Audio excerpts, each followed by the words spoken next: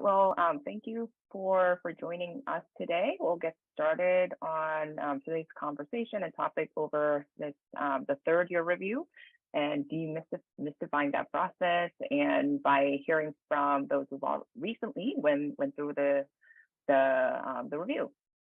So as our panelists, we have Ivis Garcia, Associate Professor at TAMU, and then Anaid Yerena as an Associate Professor at UW Tacoma.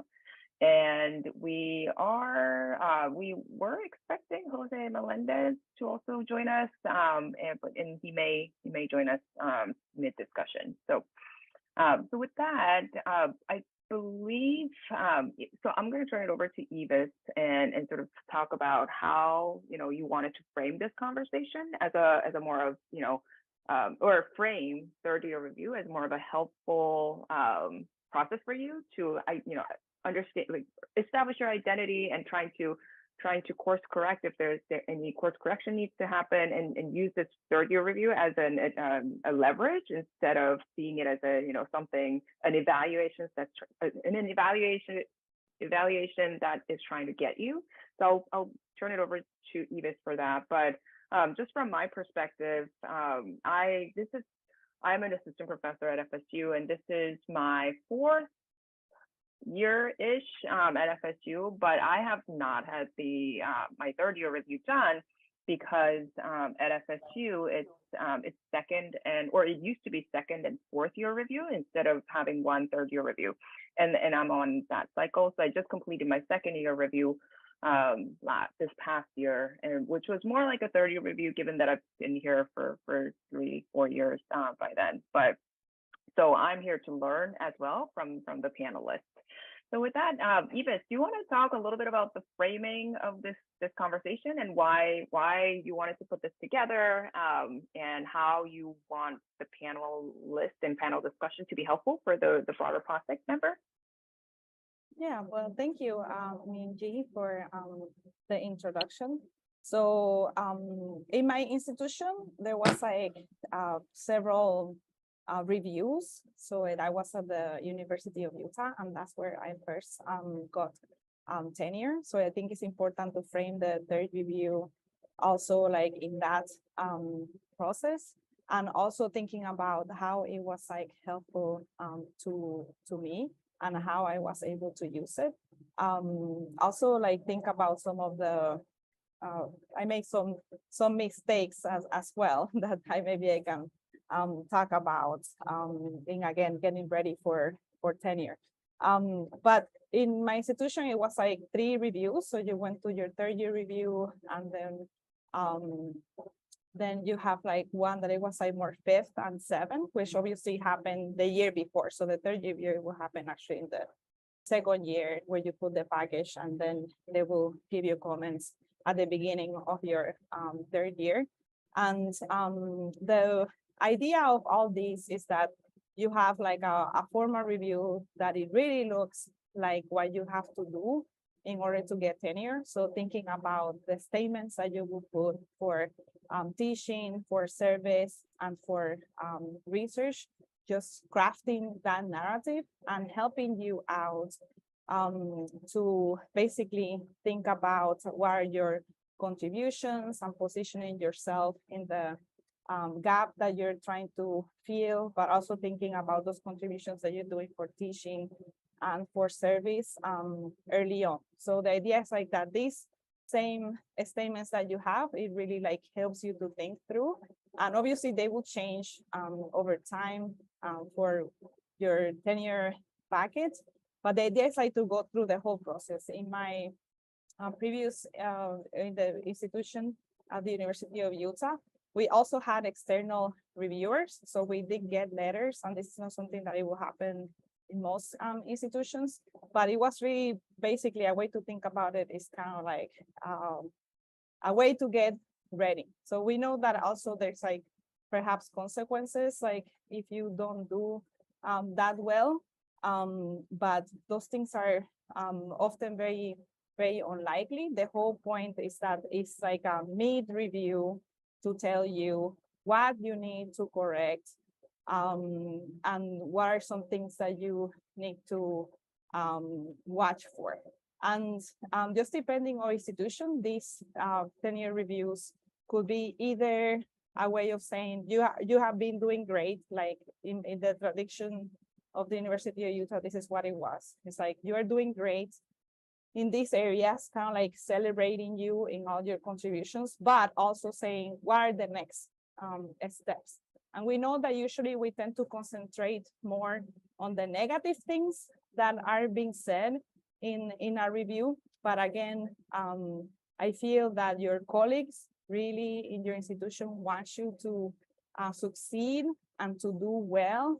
So these are things that supposed to be like helping you. And also they want you to reach out to them in this like letter. I think that many of us might feel a little bit shy of having conversations of what exactly this means. Like, for example, if somebody tells you that you need to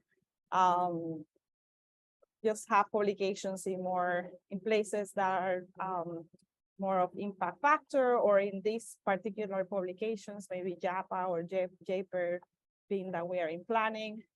So we can always ask questions of, how we can get ready for that. And again, what I wanted to say with the framing is that your colleagues want to help you. They want you to succeed. They are investing a lot in you, in your mentorship.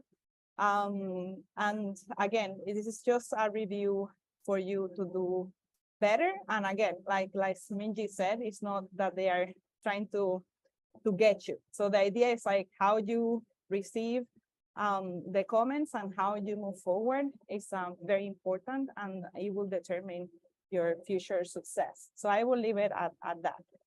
Yeah, well, thanks, Ivis. And yeah, I mean, it will depend on which institution you're at, but at FSU, we have a very supportive and open, very helpful process, and with the second and fourth year review, and really helped me to understand my identity as a scholar, and by going through the review process. Beginning to talk a little bit about the specifics of what the process looks like at your institution, maybe starting with Anaid, would you mind talking about what the process looks like at UW Tacoma, and what's required, what's the schedule like, et cetera?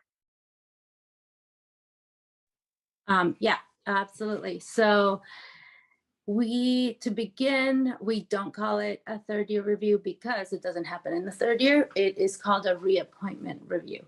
And that is the way I understand it. The reappointment is halfway between the first year and when you're expected to get tenure. So that tenure clock, the amount of time that the institution gives you to apply and accomplish tenure, you have this check-in, which pretty much aligns with everything that both Minjee and Ivis have shared about. Like, it's a check-in opportunity and an opportunity to course correct. At my institution, you can be they can not reappoint you. So that is a possibility. It's not just it is an opportunity to check in and to course correct if you get reappointed, which is the reason that it happens with the materials in the second year, so that the decision comes in the third year and you're still employed by the university at that point. Because if they waited until the third year, then you wouldn't necessarily be employed by the time you find out. The process in my unit is very similar to the process of putting together the tenure packet. And that is, we provide a narrative of what we've done, what we've accomplished, what we're hoping to continue accomplishing, and we provide supplementary documentation. I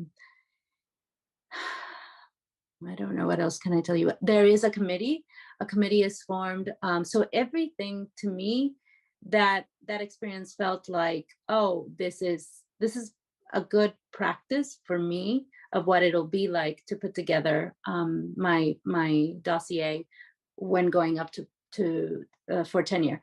And that is how I approached writing the narrative statement as well.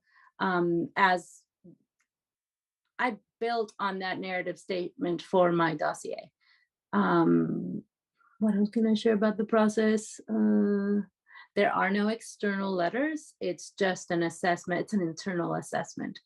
And then the Executive Vice Chancellor for Academic Affairs, which is the provost at other universities, then they also write a letter of recommendation reviewing after having reviewed, because again, it is an HR decision. It is about my my continued employment with the university or not, and so that's why that level of the institution gets involved in the process.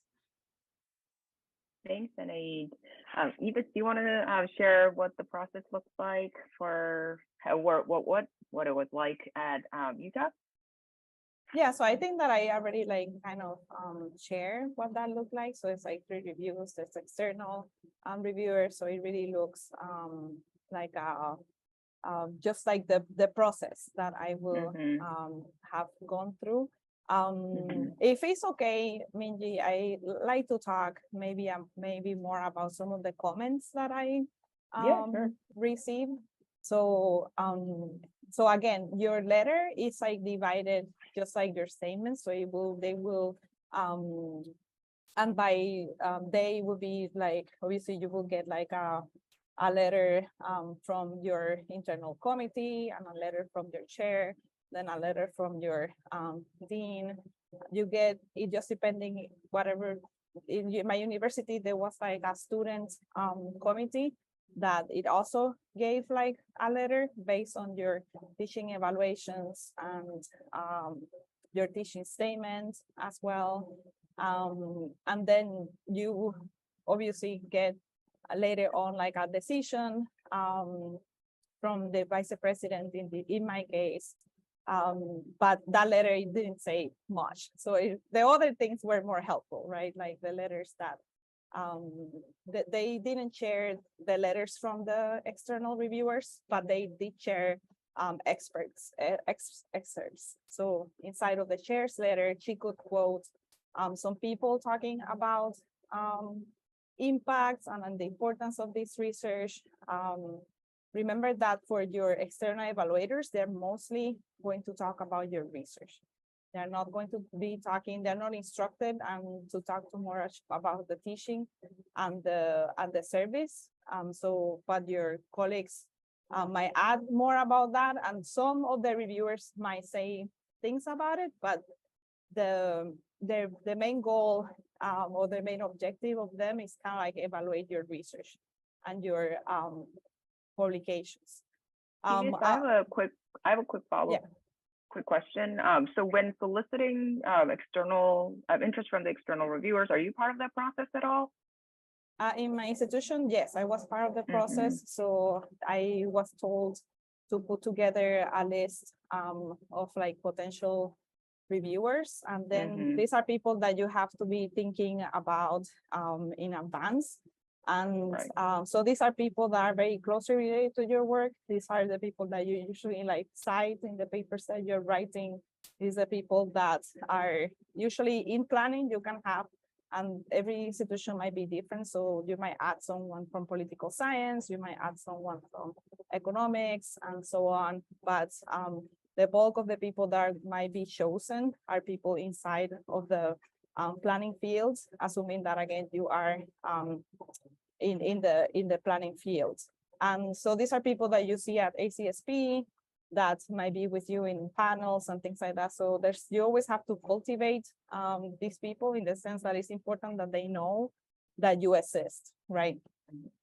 They might not have never read your paper, but this will be opportunity for them to actually read the paper. It's helpful, like if you always have a good relationship that you actually send your papers to people that you cite, to people that senior scholars that might read your paper. This is something I was actually told in my letters from the chair and also from the internal committee. they said something that you need to do is to share your papers with senior scholars. So you can get more citations. And so you, in this way, you do more networking. So these letters will actually tell you exactly like how to increase your impact. And this is something that I started to do a little bit more. So every time that I would read somebody's paper, I might write an email saying, oh, I read your paper. Thank you very much. I will like be citing it in a paper that I'm writing. Just make a list of like who are potential reviewers and make a broad list, because it's not only the people that you put forward. You will be told, oh, you will put forward this many people, maybe 10 people. But at the end of the day, those 10 will not be chosen. Maybe 3 of those will be in the list that your colleagues use, and other people are other people that your colleagues selected. So it means that you need to make a very broad list of people that basically you're cultivating for letter writers. So that might be a list of like even 20 people that you are connected with, that you have network. It's important, obviously, that you have not worked with them directly. They're not your advisor. You're not written a paper with them. So that's important when you think about potential collaborations. So if you want me to read your letters, don't write a paper with me. That's kind of like the main rule here. And yes, I'll stop there. So it sounds like based on your experience, if the third year review requires external reviewers and external letters, it's a lot like the actual tenure, putting together your tenure packet and review process. Versus I would imagine that it would be, because FSU doesn't require external review for our second or fourth year. So, and I would imagine that it would be, it would be different. And what was a different experience for you, Anaid? So do you want to share your experience in terms of, what you found, what were the kind of comments that you got and what you found helpful in that process? And yeah. Yes, so I found helpful that I was able to, so in I think it was my second year, I took on more than I could chew. And that was reflected in my teaching evaluations. And so I had brought it up in the context of my describing what my teaching, in my teaching statement. And one of the comments acknowledging what I knew about the situation and putting it into context, as well as including what I had learned from the experience. This was thanks to guidance from mentors about, how to bring it up.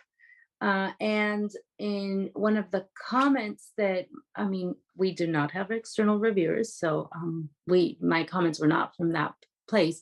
The comments were from the chair of the committee, who actually put into context, so provided additional context. I talked about what happened in the classroom because I was there, and what the situation was and what I had learned from that experience. The chair of the committee put it into context into the larger context of the research on teaching, like the teaching evaluations for women and people of color, and included in the justification, what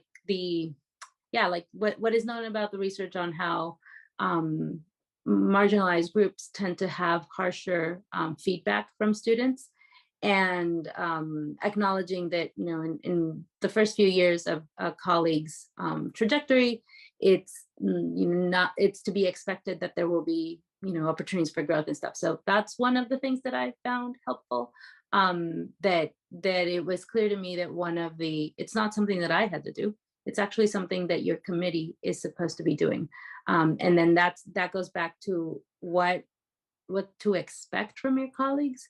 Well, if they're good colleagues, I guess.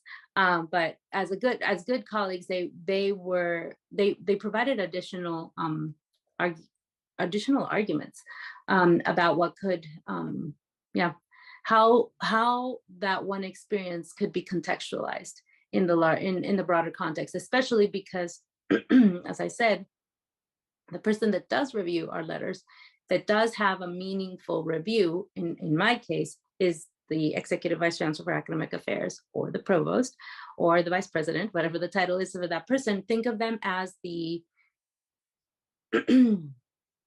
the academic side of HR, and the head of academic HR for the university. And in my case, they do make an assessment. And so my colleagues wanted to make sure that in that assessment, this person was taking into consideration the research. And everything else in my case, sorry, I need to get water. Yeah. So while Anaid takes water, I just wanted to say that the same thing happened to me in terms of like the teaching evaluations. I had like lower than average, even though they were kind of like improving. And my colleagues wrote in the letter and cited research that said that, again, that women, again, people with accents, people of color, they might have like lower evaluations. And I think that, again, it's good that your colleagues are basically framing that they support you, right? And that you are expected to see these things, and that they know their research. So it's important to kind of like also like the people that are in your committee, that if they are not aware, that you maybe talk to them in advance, and that you tell them that that's a concern and you have read this research, because not everybody will do it on their own. So I think that is important. I have seen cases before in where people did it themselves in the write-up, but hopefully it will not be that you have to say it, but somebody else will say that. In terms of like, again, and sorry, Anaid, I wanted to say, okay, so in terms of correction, something I did for my teaching, it was I seek the advice of the person that it was, he won like awards in the school for being an excellent teacher. So I will go and sit down in his classrooms. I will ask him to come to my classroom and to write letters. I will ask him to look at my syllabus. I went to all the teaching and learning events and took a boot camp. So something that is important is that you are making efforts to improve what they're saying that you should improve. There might be just a minor improvement. So I will not say that my teaching was like, it was kind of going up, but it's not like drastically that different. However, the comments were also improving. So I had like an issue in terms of like organization, which later on I figured out that it has something to do with predictability. That the more predictable you are in terms of like when the homeworks are going to happen and how everything is done, and not with community engagement, it's like have to be very predictable. So again, community engagement courses are usually like also tended to, and teamwork and studios tended to be less great than lectures. So again, I think that what they want to see is efforts, and they will document some of that efforts, like if you have been doing things with the committee in order to improve. So that's something that I did. Something else I did that they said, and I didn't do from my third review to the fifth review, which they were later on in, you know, they told me from one review to the other. It was like doing my Google Scholar profile and ResearchGate. So these are things that they said that I should have done in order to increase visibility, and I didn't do them. So it's like, sometimes like, again, when they tell you things and you don't do them, I think that's when you run into trouble. So it's like, make sure that you make a list of all the things that they told you, and then put an effort into actually doing those things. Something that for me was very sad, it was like that I really wanted to write a book, and I had like a book contract. And they obviously said that that wasn't a good idea. I should concentrate on more journals or higher impact factor in planning journals.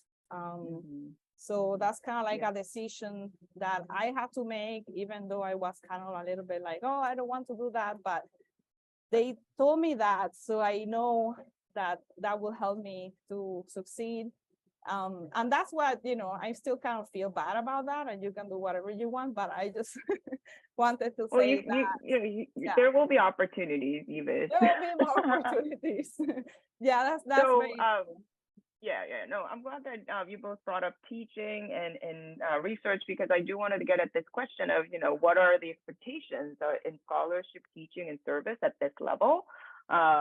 So, and starting with Anaid, do you want to share what the expectations were for you, and then we'll move on to Ivis, and I do want to make sure that we have time in the end for questions.